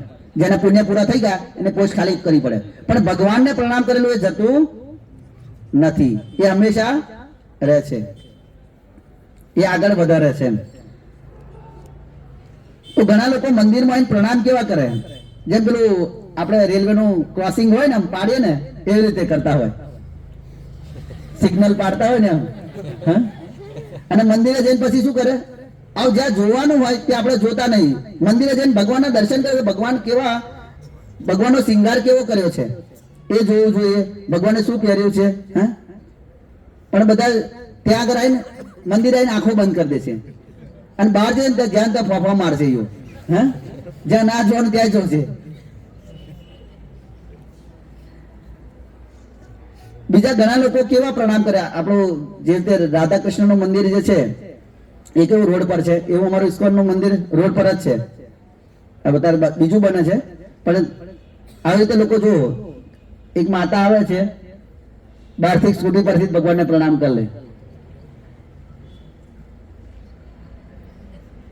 હવે આજે ભગવાન, તમે જે ભગવાન કે છે એ અથા મામ પ્રભતે તામ તથા ભજામ્યહમ, કે જે જેવી રીતે મારા સામે આવે એને એવી રીતે આપું.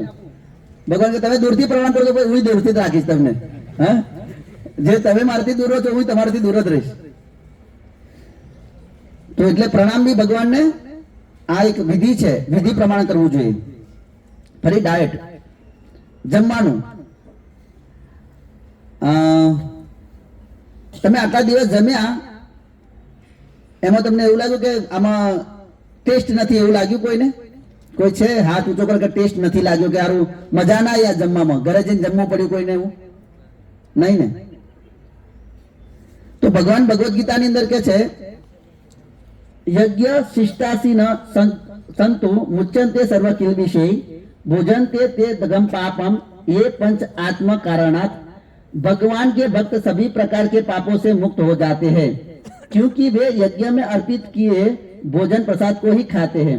अन्य लोग जो अपने इंद्रिय सुख के लिए भोजन बनाते हैं वे निश्चित रूप से पाप खाते हैं। કે જે ભગવાનના ભક્તો જે છે એ હંમેશા પાપથી મુક્ત થઈ જાય. કેમ? કેમ કે ભગવાનને અર્પિત કરેલું ભોજન પ્રસાદ જ ખાય છે. તો અને જે પોતાની ઇન્દ્રિય તૃપ્તિ માટે ખાય, આ જીભની લાલસા માટે ચોકડી પર જતા રહે કે અરે મંચુરિયન ખાઈ નાખીએ, પીઝા ખાઈ નાખીએ, વડાપાવ ખાઈ નાખીએ, હા, તો ભગવાન શું કે છે? નિશ્ચિત રૂપથી શું ખાય છે?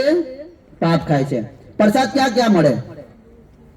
જો એક તો સત્સંગમાં મળે છે, આપણને બધાને મળે છે ને, રોજ સત્સંગમાં મળે. બીજું મંદિરે મળે. અને જો ભગવાનના ઘરમાં ભક્ત હોય બધા તો પછી ઘરમાં મળે, બજારમાં ના મળે. બરોબર? પ્રસાદ બજારમાં નહીં મળતો. તો એટલે હંમેશા ભગવાનને અર્પિત કરેલું ભોજન પ્રસાદ જ ખાવું જોઈએ. આપણા જીવનમાં દુઃખનું કારણ શું છે? આ દુઃખ કેમ આવે છે? જ્યારે વ્યક્તિ કોઈ પાપ કરે ને, આપણે કોઈ લૂલો, લંગડો, બેરો, બોબડો જોઈએ અને એવી પરિસ્થિતિ હોય બહુ વિકટ, આપણે જોઈને એવું દયા આવી જાય કે બિચારો, આપણે કહી નાખીએ ને કુદા કે બિચારો. તો બિચારો કેમ થયો છે? આપણે શું કહીએ? શાના લીધે થયો? આ એના કર્મોના લીધે, હે ને? આ કર્મો કર્યા છે ને, મેં કાલે કહ્યું કર્યા એમ તારે ભોગવવા પડશે. એ કર્મોના લીધે આપણે બિચારા થયા. પાપ ખાઈશું તો આજે ને તો કારે આપણા જીવનમાં દુઃખ આવવાનું જ છે. એને કોઈ રોકી નહીં શકે. આપણે રોકવા ઈચ્છતા હોય ભાઈ દાખલ થઈ જાય, રોકાઈ જાય તોય નહીં રોકાય. પેલા છેલ્લેવાળા એવું સેવા કરજો, ઘરે લઈ જાઓ. હે કોઈ ઉપાય નથી એમના માટે. તો એટલે ભગવાનને અર્પિત કરેલું ભોજન પ્રસાદ જ ખાવું જોઈએ. જો આની અંદર તમે 6 દિવસ આજે બી લેવાના છો પ્રસાદ, 5 દિવસ પ્રસાદ લીધો, એમાં ના ડુંગળીનો ઉપયોગ થયો છે ના લસણનો, તો બી ટેસ્ટી છે. અને અમે વર્ષોથી ખાઈ રહ્યા છે. હું 15 વર્ષથી ત્યાં મંદિરમાં ખાઈ રહ્યો છું. એમાં નથી યુઝ કરતા. એમાં જો તમને એવું લાગે કે અરે માઇક આંગલા થઈ ગયા, એવું કે હાડકોને ઠેકાણા નથી, એવું લાગે તમને? અમે રોજ, તમે એક દિવસ એવો પ્રોગ્રામ બનાવો કે ત્યાં ઇસ્કોનમાં 4:30 મંગલા આરતીમાં આવી શકો. તમે જો ભક્તો નાચતા હોય, અને નાચે ક્યારે વ્યક્તિ? ક્યારે નાચે? દુઃખી હોય ત્યારે? ક્યારે નાચે? હે? સુખી હોય ત્યારે, મજામાં હોય ત્યારે, આનંદમાં હોય ત્યારે નાચે, હે ને? ઘણા લોકોને આનંદમાં આવવા માટે નાખવું પડે, હે ને? આપણે લગ્નમાં જોઈએ છે ને, આપણે વરઘોડા પેલો કે હેડ ને હેડ પણ આવે ને, પેલા જેનો વરઘોડો હોય એને કે ભાઈ લાઈ રાખજે પહેલાથી, તો જ નાચવામાં આવશે. નાચવા માટે અમને નાખવું પડે. અહીં હવારમાં રોજ બધા ભક્તો નાચતા હોય. તમે કદાચ કીર્તન કર્યું છે, જો ભક્તો નાચતા છે તમે જોયા છે. તો જ્યારે આનંદમાં હોય ત્યારે વ્યક્તિ નાચે. અગર તમે હવારમાં બધા લોકો જો ના મોઢા જોઈને આપણે એવું થાય કે ક્યાંનું મોઢું જોઈ લીધું હવારમાં, હે? એવું થાય. જે ભક્તો 4:30 નાચતા હોય, હવે સારો અહીં કદાચ કોઈને ઉઠાડવામાં આવે તો એવું થાય કે ક્યાં હવારમાં ઉઠાડી દો મને.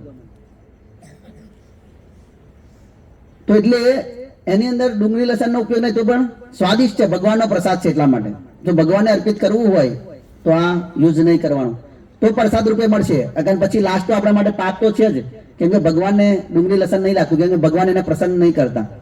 અને જે ભગવાનને પ્રસન્ન નહીં કરતું એને જો આપણે ખાઈએ છીએ તો એ પાપ બને છે. પછી ભગવાનને પ્રાપ્ત કરવા માટે સીધી પ્રક્રિયા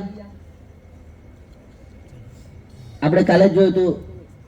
हे अर्जुन, हे धनंजय, यदि तुम अपने चित्त को अविचल भाव से मुझ पर स्थिर नहीं कर सकते तो तुम भक्ति योग के विधि विधानों का पालन करो. इस प्रकार तुम मुझे प्राप्त करने की चाह उत्पन्न करो. तो भगवान के विधि विधानों पालन करो. કઈ વિધાન કદાચ તમારું ચિત્ત મારા ના લાગે તો કઈ નહીં, વિધિ વિધાન જે આપ્યા છે એ પ્રાપ્ત કરો. તો કે શું વિધિ છે? તો ભક્તિ યોગના અલગ અલગ વિધિ વિધાન છે. એમ કરવાનું. તો શું કરવાનું? નામ સંકીર્તન, ભગવાનનું નામનું કીર્તન. ભક્તિ રસામૃત સિંધુની અંદર 64 અંગ છે. એની અંદર મુખ્ય 5 અંગ છે જે ભગવાનને પ્રાપ્ત કરવા માટે મુખ્ય છે. તો એક છે નામ સંકીર્તન, જે આપણે હવે પહેલા કર્યું ને હવે છેલ્લે કરવાના છે. પછી ભાગવત શ્રવણ, ભાગવતનું શ્રવણ કરવું હતા, તમે શ્રવણ કરી રહ્યા છો. પછી કે વર્ષની અંદર કમસે કમ એકવાર મથુરાવાસ, દ્વારકાવાસ, જગન્નાથપુરી એવા ધામની અંદર જવું જોઈએ.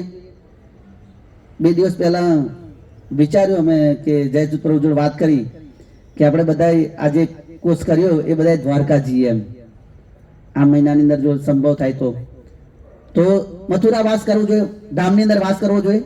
પછી અર્ચના પૂજા, ભગવાનની પૂજા કરવી જોઈએ સંભવ જેટલી છે એટલી. પછી ભક્તોનો સંગ, તો ભક્તોનો સંગ બહુ મહત્વપૂર્ણ છે. આપણે જોયો તો દર શનિવારે આવી રીતે ભક્તોનો સંગ કરવો જોઈએ, ભક્તોથી સાંભળવું જોઈએ. આ કરવાનું છે. અને શું નહીં કરવાનું? તો કે નશો નહીં કરવાનો, ઝૂમ બરાબર ઝૂમ નહીં રહેવાનું. પછી સિગારેટ, બીડી છે, ગુટકા છે, મસાલો છે, એ નશો નહીં કરવો જોઈએ. અને શાસ્ત્ર એ તો એ કહે છે ચા અને કોફી બી નહીં પીવી જોઈએ, દૂધ પીવું જોઈએ. દૂધથી આપણી જે મસ્તિષ્કનો નશો જે છે એ સ્ટ્રોંગ બુદ્ધિમાન થાય છે જે વ્યક્તિ દૂધ પીવે છે. અને કોનું? ગાયનું. ગાયના દૂધને અમૃત કહેવામાં આવે છે. એટલે ગાય આપણે નહીં રાખતા પણ ગાય રાખવાનો પ્રયાસ કરવો જોઈએ. ગાય ભગવાનને બહુ પ્રિય છે. એટલે ભગવાનના એક ધામનું નામ ગોલોક બી છે. તો નશો નહીં કરવો. પછી માંસાહાર નહીં કરવો જોઈએ. જુવા નહીં ખેલવો જોઈએ, પત્તા નહીં રમવા જોઈએ. પછી પર સ્ત્રી સંગ યા પર પુરુષ સાથે સંગ નહીં કરવો જોઈએ. આ નહીં કરવું જોઈએ.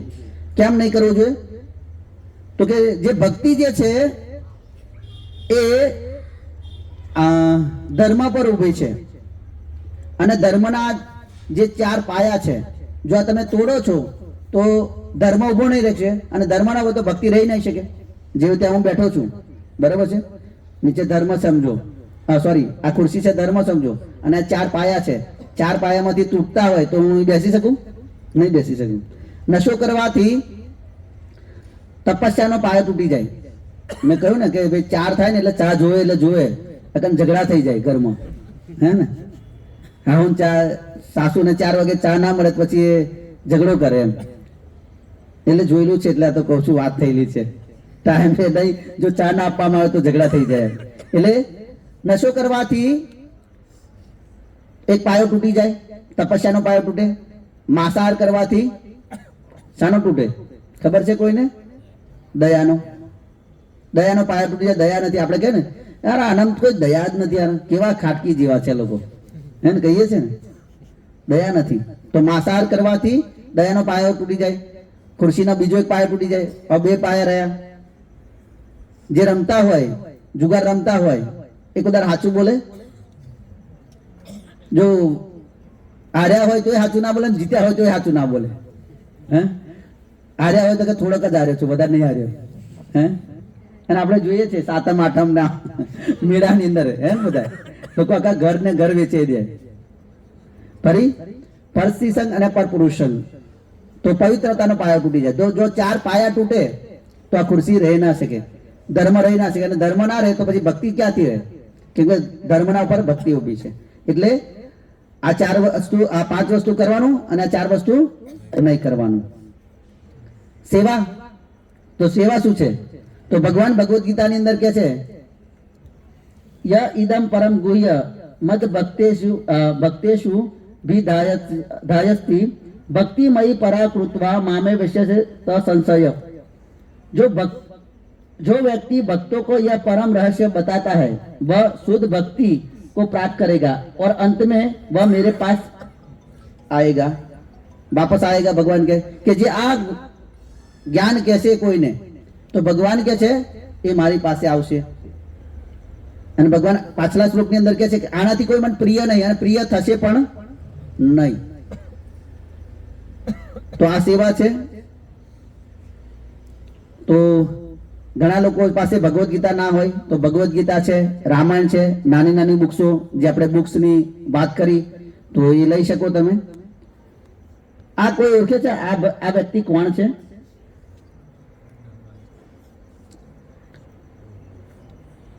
આજે માયાપુર જે મંદિર જે છે એના ચેરમેન જે છે, જે વિશ્વનું બહુ મોટું મંદિર બની રહ્યું છે. અને આ આપણે ગાડી કદાચ નામ સાંભળ્યું, ફોર્ડ ગાડી સાંભળ્યું? આ આલ્ફ્રેડ ફોર્ડ છે. અને એ બી માળા કરે છે અને એ બી ધોતી કુર્તા પહેરે છે. એટલે આપણે શરમ રાખવાની જરૂર નથી. શરમ લાગે આપણને.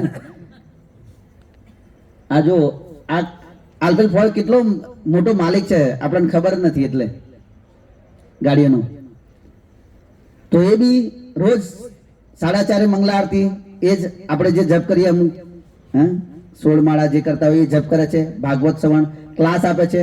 અને માયાપુરનું વિદેશથી, એ વિદેશી છે, આ જે ભાઈ છે એ વિદેશી છે, પણ માયાપુરની અંદર મંદિર બનાવી રહ્યા છે.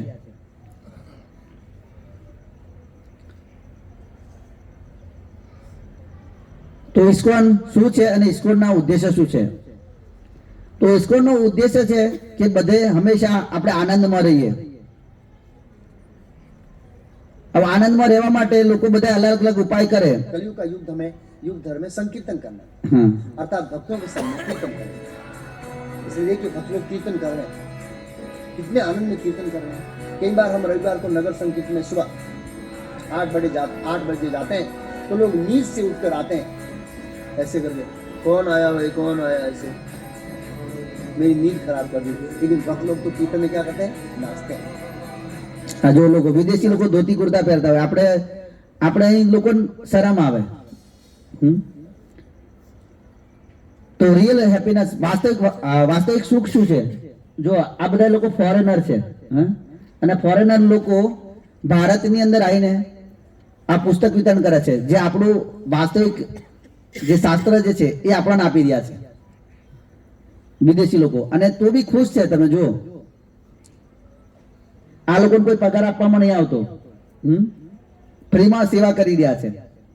અને વિદેશી લોકો સાધુ બની ગયા. જો તમે કેસરી કપડાની અંદર આ બધા લોકો, આપણે એવું જાણે કે વિદેશમાં જે સુખ છે, એટલે જો સુખ હોત તો એ સાધુ શું કરવા બનાવે?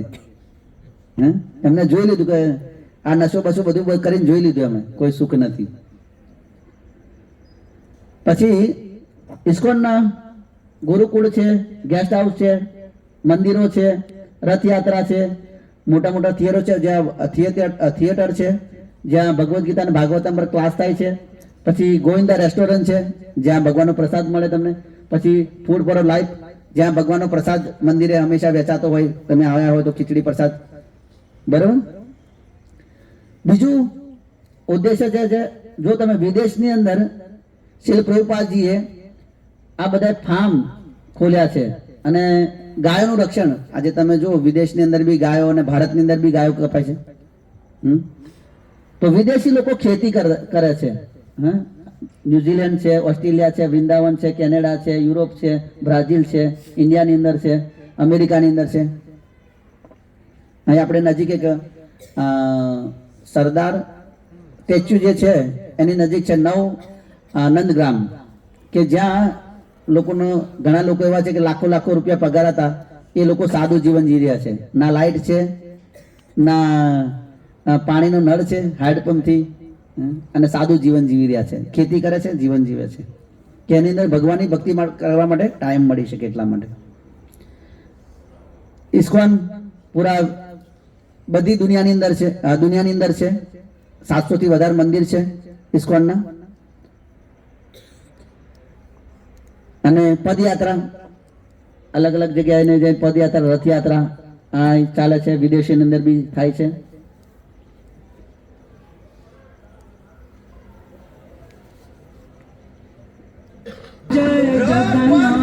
આવી રીતે રથયાત્રા ને થાય.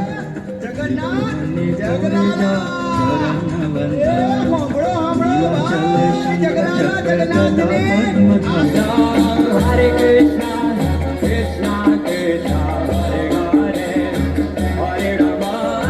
હરે રામ રામ રામ હરે હરે. આવી રીતે બધે અલગ અલગ જગ્યાએ રથયાત્રા પણ થાય છે. તો આ ઇસ્કોનનો ઉદ્દેશ્ય છે કે બધાને કૃષ્ણ ભક્તિ કરવી અને કૃષ્ણ ભાવનામૃત બનાવવા, એ એનો ઉદ્દેશ્ય છે. તો પછી પ્રશ્ન થાય કે આના પછી શું? તો આના પછી એક 24 સેશનનો અઠવાડિયામાં એક વખત એક ઓવરવ્યુ કોર્સ છે ભગવદ્ ગીતાનો. આજે આપણે થોડુંક બેઝિક સમજ્યા, થોડું વિસ્તારથી સમજી શકીએ. 24 એના છે સેશન, જેની અંદર પહેલો સત્ર છે પરમ સુખની ખોજ, જે આપણે પહેલા દિવસની અંદર સમજ્યા હતા કે પરમ સુખ કેવી રીતે પ્રાપ્ત કરી શકાય. હરે કૃષ્ણ. કોઈને કોઈ જિજ્ઞાસા યા પ્રશ્ન હોય તો પૂછી શકે. આજે લાસ્ટ દિવસ છે, કાલે આપણે નહીં મળીએ. એટલે કહ્યું ને, આજની વાતો કરીએ રે, કાલ કોણે દીઠી હતી, કાલ હો ના હો. બરાબર. તો આપણે બધા ઘરમાં સુખી થવા માંગીએ છીએ, તો ઘરમાં હંમેશા ભગવાનને ભોગ લગાવીને આપણે બધા એવું વિચારીએ કે હું સુખી થાઉં અને મારા ઘરના બધા સુખી થાય. કેવી રીતે થાય? તો કે છે કમસે કમ ભગવાનને ભોગ લગાવીને પ્રસાદ રૂપે ખાવું જોઈએ, કારણ કર્મનું બંધન લાગશે. એક વખત એક ભાઈ કંપનીના કામે એક ગામની અંદર આવે છે. તો હંમેશા એક હોટલમાં જાય અને એક છોકરાને ખીજવે એમ. તો એનું નામ હતું ચુન્નુ, મુન્નુ. પણ એને હંમેશા પેલો મેનેજર અકરાવે ઉલ્લુ ઉલ્લુ કહી. તો અઠવાડિયું રોકાવાનો હતો. છેલ્લે દિવસ એ માફી માંગે છે કે મેં આટલા દિવસ તને અકરાયો, તારું નામ ચુન્નુ છે, મુન્નુ છે, પણ હું ઉલ્લુ ઉલ્લુ કહીને બોલાવતો હતો. તો એ છોકરો કે મને બી માફ કરજો. તો કે તને કેમ? તો તમે મને કે ઉલ્લુ ઉલ્લુ કહેતા હતા. તો કે પેલા હું તમે જે માગતા હતા એની અંદર પેલા થૂકતો હતો અને પછી બનાવીને તમને આપતો હતો.